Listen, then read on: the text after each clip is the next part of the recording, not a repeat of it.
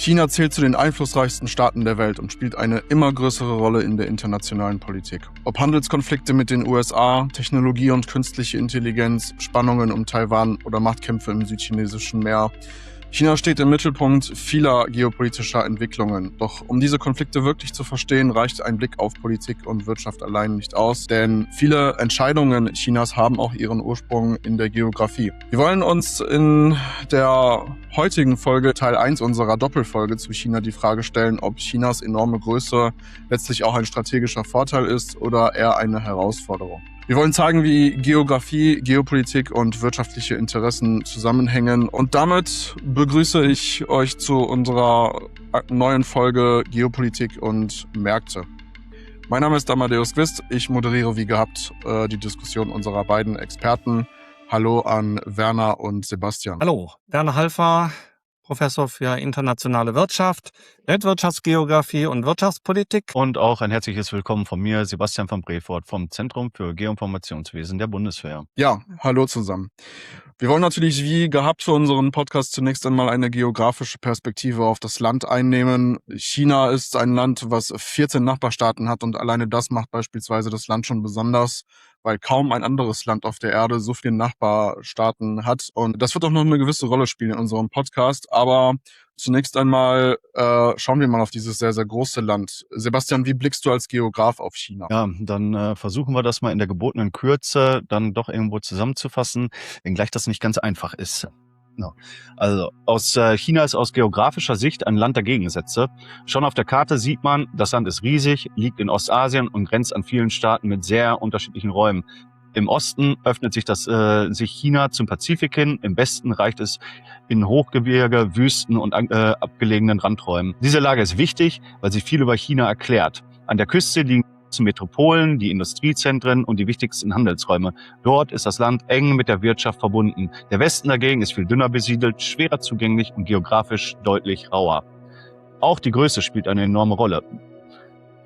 China ist nach Russland, Kanada und den USA der nach Staatsgebiet viertgrößte Staat der Erde. Allerdings nur, wenn man das nur nach reiner Landfläche betrachtet, ist China das zweitgrößte Land nach Russland. Das zeigt sich auch in den enormen Distanzen. Von Ost nach West sind es rund 4.500 Kilometer, von Nord nach Süd 4.200 Kilometer. 31% der Fläche sind Gebirge, die meist von West nach Ost verlaufen. Im Südwesten erstreckt sich der Himalaya mit dem Mount Everest als höchsten Berg der Welt. Ja, circa 14.500 Kilometer lange Pazifikküste ist reich an Buchten und vorgelagerten Inseln. Landgrenzen bestehen mit insgesamt, wie Amadeus erwähnt hat, 14 Staaten. Insgesamt bestehen ganz unterschiedliche geografische Räume, die jeweils eigene Bedingungen mit sich bringen. Es gibt fruchtbare Ebenen, dicht besiedelte Flusstäler, Hochplateaus, Gebirge und Wüsten. Genau diese enorme Ost-West- und Nord-Süd-Ausdehnung macht das Land geografisch so interessant. Wenn man auf die Naturräume schaut, wird der Gegensatz besonders deutlich. Im Osten und Süden dominieren die Monsunräume mit günstigen Bedingungen für Landwirtschaft und Siedlung. Im Westen dagegen liegen das tibetische Hochland, trockene Berge und Wüstenräume. Zwischen diesen Polen entstehen starke Unterschiede bei Besiedlung, Nutzung und Erreichbarkeit. Auch das Klima ist sehr verschieden. Im Osten herrscht vielerorts ein feucht-monsunales Klima, während Nord- und Westchina deutlich trockener und kontinentaler sind. Vor allem im Winter sind die Temperaturunterschiede zwischen Nord und Süd signifikant.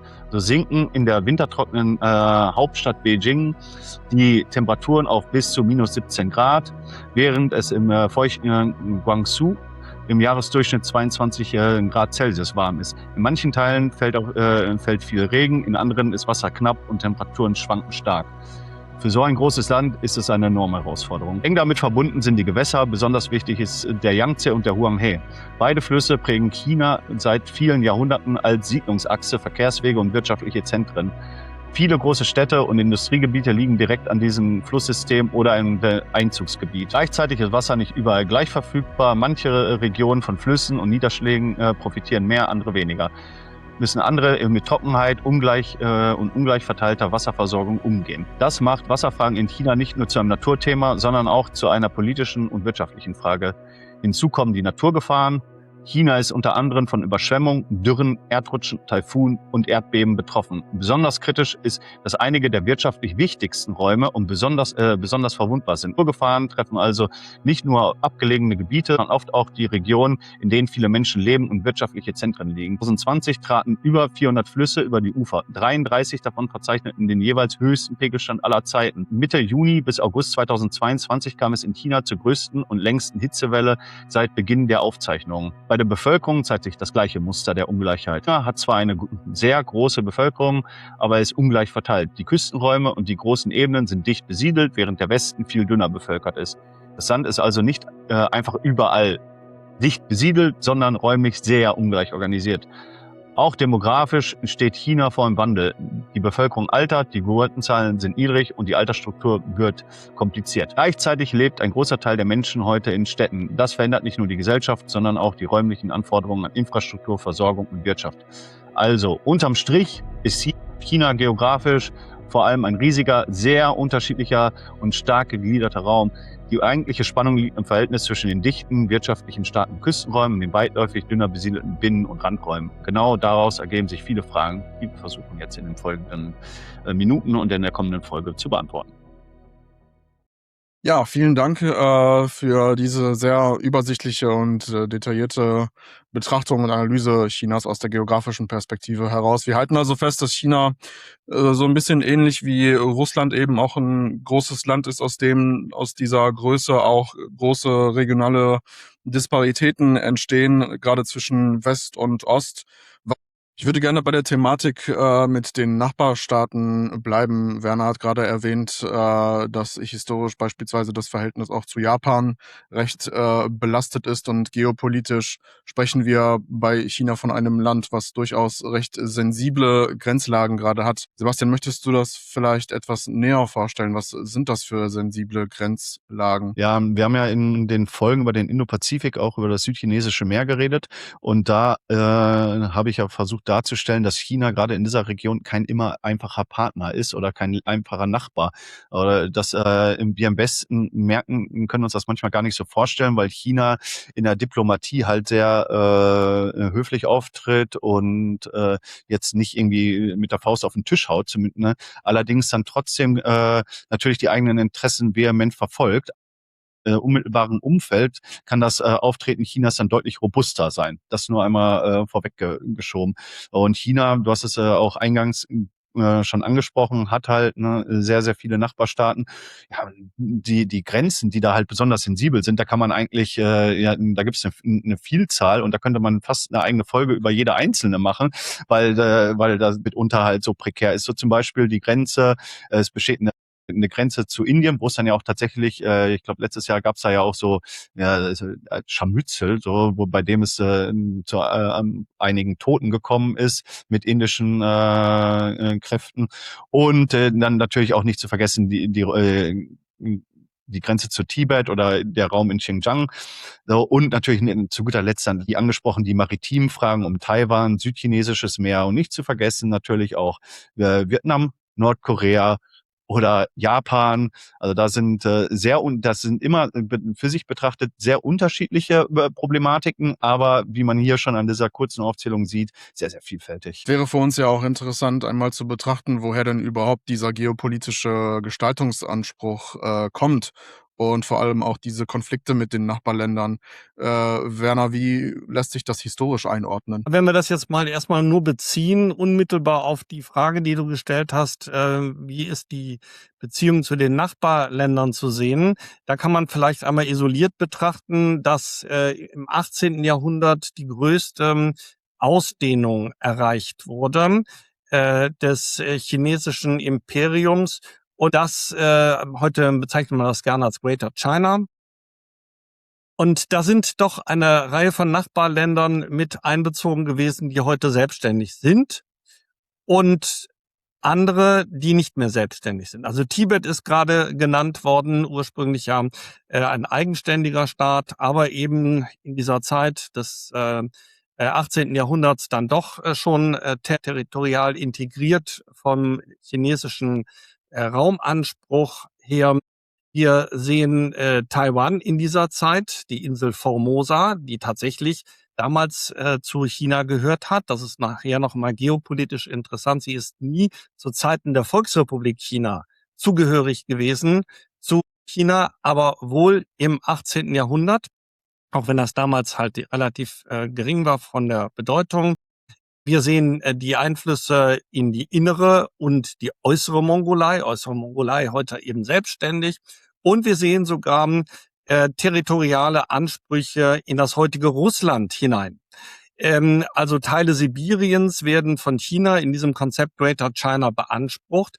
Das muss man vielleicht auch im Hinterkopf haben, wenn man heute die enge Zusammenarbeit sieht von China und Russland. Das erstmal so isoliert betrachtet, diese Frage der großen Ausdehnung und der Konflikte, die wir haben in China, potenzielle Konflikte, die sich dann eben aus der strategischen Machtausdehnung, die sich geografisch zeigt, halt im Kontext zu sehen ist. Werner, Wenn kann ich wir, da einmal kurz, ja klar, einhaken, weil ich glaube, das interessiert unsere Zuhörer. Und zwar wie ist denn da tatsächlich jetzt heute der Status quo, wenn es um Grenzfragen mit Russland geht? Ist das tatsächlich etwas, was irgendwo diskutiert wird? Oder, wir haben es ja auch in der vorherigen Folge auch angesprochen, dass halt einfach Russland ja der Großteil der Bevölkerung im Westen liegt, im Osten halt weniger, aber chinesischer Einfluss in der Region zunimmt. Also dass China sich vielleicht auch zurücklehnt und sagt, ja, also unser de facto wird unser Einfluss sowieso immer größer, auch ob das Land jetzt uns offiziell gehört oder nicht. Also wie können wir uns das vorstellen? also das ist ja ein Teil dieses Grenzkonfliktes gewesen, den wir schon mal angesprochen hatten in einer vorherigen Folge, die Kämpfe am Amur bzw. Missouri Fluss im Norden Chinas an der Grenze zu Russland. Das ist ein Teil dieses Konfliktes gewesen, was wir im Ende der 60er Jahre des 20. Jahrhunderts nochmal gesehen haben. Und tatsächlich formal beigelegt sind die Streitigkeiten im Jahr 2008, 2009. Da gab es einen Vertrag, ein Abkommen, das die Grenzfragen zunächst mal geklärt hat. Im Sinne, da muss man zu einem späteren Zeitpunkt dann nochmal genauer hingucken. Aber formal ist das geklärt mit Russland, aber das heißt ja nichts. Denn wir wissen, dass solche Konflikte halt immer wieder auch aufblühen können. Immer dann, wenn eine Region besonders stark geworden ist, dann gibt es möglicherweise neue territoriale Ansprüche. Ja, vielleicht auch nochmal den gesamthistorischen Kontext, weil der ist für das Verständnis Chinas ganz wichtig. Wir haben so etwas Ähnliches ja auch schon in unserer Russland-Folge mal gemacht und natürlich auch die Grenzen gesehen einer solchen Zusammenfassung, weil immer Gefahr ist, dass man etwas was später wichtig werden könnte, auch übersieht und nicht nennt. Das ist aber trotzdem halt nur möglich, das staccato-mäßig zu machen. Und wir fangen bei einem Punkt an, der ein erster Blick gar nichts Historisches für das chinesische Reich dann bedeutet, nämlich bei Konfuzius. Warum Konfuzius? Er hat ja gelebt zu einer Zeit, als China noch nicht geeint war. Aber die Lehren Konfuzius wirken ja jetzt wieder in die moderne Auffassung der kommunistischen Partei rein, obwohl sie eigentlich lange Zeit negiert wurde. Konfuzius' Vorstellung ist ja ein Moralphilosoph gewesen, würden wir heute sagen, aus dem 5. vorchristlichen Jahrhundert, hat letztendlich sehr klare Vorstellungen von einer sogenannten harmonischen Gesellschaft. Harmonische Gesellschaft, in der lebenslanges Lernen, Verantwortung übernehmen, tugendhaftes Leben halt eine sehr große Rolle spielen und vor allen Dingen auch ein stets tiefer Respekt und Gehorsam gegenüber Eltern, Vorgesetzten und den politisch Verantwortlichen. Das ist halt, man kann sich das vorstellen, eine Vorstellung von Gesellschaft, die uns vielleicht in der westlichen Welt heute eher so ein bisschen fremd vorkommt, die aber hier letztendlich doch sehr stark konstituierend auch für das Kaiserreich dann wird. Denn das Kaiserreich selbst beginnt letztendlich dann ungefähr im 2. vorchristlichen Jahrhundert, nämlich mit der tatsächlichen Staatsgründung Gründung im Sinne eines Kaiserreiches. Das ist sicherlich noch sehr fragmentiert gewesen. Da gibt es verschiedene Dynastien, die sich dann bis in die Gegenwart hinein zeigen. Qin-Dynastie, Han-Dynastie, Tang-Dynastie. Diese Tang-Dynastie, die ungefähr vom 7. bis zum 9. nachchristlichen Jahrhundert reicht, ist deswegen nochmal zu benennen, weil in dieser Zeit eine starke Fokussierung auf Kunst, Kultur und Handel, also wirtschaftliche Stärke, halt erkennbar ist. Und das ist wieder wichtig, wenn man sieht, China will heute einen wirtschaftlichen Machtanspruch auch durchsetzen, dass es zu alter Stärke zurückfindet gegenüber anderen Ländern, dann bezieht sich das im Wesentlichen auf diese eben genannte Zeit der Tang-Dynastie, als man sagen konnte, das war sicherlich eine Weltmacht aus den Beurteilungskriterien der damaligen Zeit. Das ganze Spiel der Kaiserzeit endet dann mit der Qing-Dynastie, die etwa ab dem 17. Jahrhundert dann die Macht haben, vor allen Dingen geprägt von den sogenannten Mandschuren-Kaisern, die dann aus den nordöstlichen Teilen des Landes stammen. Und das Reich wird immer schwächer, besonders im 19. Jahrhundert. Warum? Weil man sich nicht modernisiert und vor allen Dingen immer mehr Fremdeinflüsse von außen sichtbar wird. Ich nenne nur 2 Schlagworte, die Opiumkriege. Man hat ein Handelsdefizit mit Großbritannien. Großbritannien versucht, den Opiumhandel den Chinesen aufzuzwingen. Dazu werden 2 Kriege geführt, teilweise mit Hilfe der Franzosen. Es kommt dann zum Boxeraufstand um das Jahr 1900 herum. Die Teile der Bevölkerung Chinas wehren sich gegen die zunehmenden Fremdeinflüsse. Wir haben ja nicht nur die Briten und die Franzosen, wir haben auch halt die Russen, die hier Einfluss nehmen, später die Japaner, wie eben schon genannt. Und diese Zeit ist halt dann doch schon eine Zeit, die den sichtbaren Verfall des Kaiserreichs zeigt. Und dann ist dann Schluss. Ja, da ist dann Schluss. Möchte einmal kurz einhaken, so, weil das finde ich spannend und auch, weil ich finde, das muss unseren Zuschauern auch bewusst sein, dass gerade diese Aspekte wie die Opiumkriege, das sind keine historischen Randnotizen, so, die wir halt hier irgendwie so wahrnehmen oder so, sondern das ist ganz tief verankert im chinesischen Bewusstsein als eine Demütigung, die sie erfahren haben und die in eine Situation und eine Rolle, in der sie nie wieder kommen möchten. So, also das ist den Chinesen nach wie vor sehr präsent, während das für uns dann halt schnell so übergangen wird. Ja, England hat da halt irgendwas in China gemacht und das war alles nicht so ganz rechtens, aber Haken drunter sozusagen. Also während das für die Chinesen dann doch noch eine große Relevanz hat und sich in nationalem Bewusstsein eingebrannt hat. Genau. Auch die Deutschen sind noch zu nennen. Boxeraufstand wurde maßgeblich von einem deutschen General wieder geführt. Es gibt eine kleine Kolonie in Qingdao des Kaiserreichs. Das Ganze ändert dann natürlich mit dem Ende des Kaiserreiches. 1911, 1912 ist dann Schluss mit einem über 2000 Jahre lang bestehenden Kaiserreich in China. Also eine sehr, sehr lange Epoche, auch wenn da Kriege und Zerfallserscheinungen zwischendurch mal da waren, aber durchaus immer wieder ein Relaunch des Landes stattgefunden hat. Und man kommt dann eben in die Phase der Republik China ab 1912, angeführt von Dr. Sun Yat-sen, der versucht hat, das Land zu einen, die inneren Widersprüche aufzulösen. Das gelingt ihm nicht. Es kommt zum Kulturkampf zwischen den Konservativen und den Reformkräften. Wenn man genauer hinsieht, dass eben die Kuomintang und die Kommunistische Partei, die sich dann in dieser Zeit bilden, und es kommt zum Bürgerkrieg. Das Ende des Ganzen ist dann 1949 besiegelt, als nämlich dann Mao Zedong die Macht übernimmt in China, eine kommunistische Macht einführt und die konservativen Nationalisten unter Chiang Kai-shek müssen das Land verlassen und ziehen dann auf die Insel Formosa und gründen dann später den Staat Taiwan. Damit beginnt eine völlig neue Ära, einmal eine zweigeteilte Entwicklung Chinas. Und man darf auch nicht vergessen, dass Taiwan zunächst einmal von der internationalen Weltgemeinschaft anerkannt wurde als legitimer Nachfolger des Kaiserreichs. Das geht so bis in die 70er Jahre des 20. Jahrhunderts hinein. Da wird eigentlich die Volksrepublik China als viel größeres Land von den internationalen Playern nicht weiter berücksichtigt. Ja, und dann beginnt eben Mao, das Land im Sinne einer kommunistischen Planwirtschaft aufzubauen, Einparteienherrschaft, verschiedene historische Entwicklungen dieser Zeit sind sehr prägend, auch wieder für das historische Gewissen der Chinesen bis heute. Da wäre zunächst einmal der sogenannte große Sprung nach vorne zu nennen gewesen, ein wirtschaftliches Reformprogramm, weil man die sogenannte Tonnenideologie verfolgte. Man wollte also die Stahlindustrie sehr stark unterstützen, die Landwirtschaft eher zurückdrängen.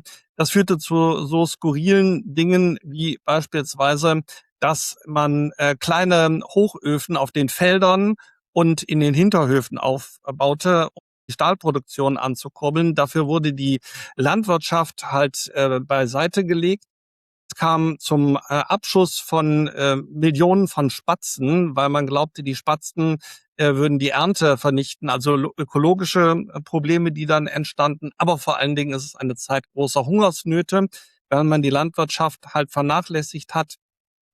Die Schätzungen der Historiker gehen von 15 bis 45 Millionen Menschen aus, die hier ab 1956 bis 61 ums Leben gekommen sind aufgrund dieser Politik. Danach wird es aufgegeben, aber es zeigen sich Verfallserscheinungen des Kommunismus in China. Man ist nicht mehr so richtig linientreu und das führt dann zu einer sogenannten Kulturrevolution etwa ab 1966. Dann beginnt man die Gesellschaft wieder auf Kurs zu bringen, könnte man salopp sagen, nämlich zurück zu den wahren Wurzeln des Kommunismus zu führen. Im Ergebnis bedeutet das, dass eine Herrschaft des Laien über den Fachmann etabliert werden sollte. Universitäten werden geschlossen, gebildete Menschen werden verfolgt, müssen entweder ins Exil gehen oder werden hingerichtet. Es kommt zu regelrechten Verfolgungsszenen. Die ganze Gesellschaft ist extrem stark polarisiert. Und das Ganze endet letztendlich erst mit dem Tode Maos am Mitte und Ende der 70er Jahre des 20. Jahrhunderts. Dann gibt es noch mal eine Phase kurzer Verwirrung, die sogenannte Phase der Viererbande, in denen nicht ganz klar ist, wer das die Macht im Land hat, ob die Kulturrevolution wieder neu herausgeholt werden soll, wieder neu etabliert werden soll. Am Ende setzt sich jemand durch, der selbst in der Kulturrevolution ins Exil geschickt wurde, nämlich ein Mann mit dem Namen Deng Xiaoping, der letztendlich die Macht übertragen bekommt in einer Auseinandersetzung mit den bis dahin etablierten. Und das Besondere an Deng ist halt, dass er ökonomisch einen völlig neuen Weg einschlägt. Weg von der Planwirtschaft. Es hat nicht die Erfolge gebracht, die man wollte. Die kommunistische Wirtschaft hat nicht das Land ökonomisch vorangebracht. Deswegen schwenkt Deng um und öffnet das Land für ausländische Investoren. Und was aber gleichzeitig bestehen bleibt, ist die ganz klare politische Ausrichtung, nämlich die Herrschaft der Kommunistischen Partei als eine zentrale Organisation der Gesellschaft, der Politik und der Wirtschaft im Lande, aber parallel dazu laufend eben die Marktwirtschaft, die sukzessive eingeführt wird. Aber das ist sicherlich was wir dann noch bei einer der nächsten Folgen dann uns näher ansehen müssen. Okay, wir sind damit auch schon wieder im Hinblick auf die Zeit am Ende unserer heutigen Folge angelangt.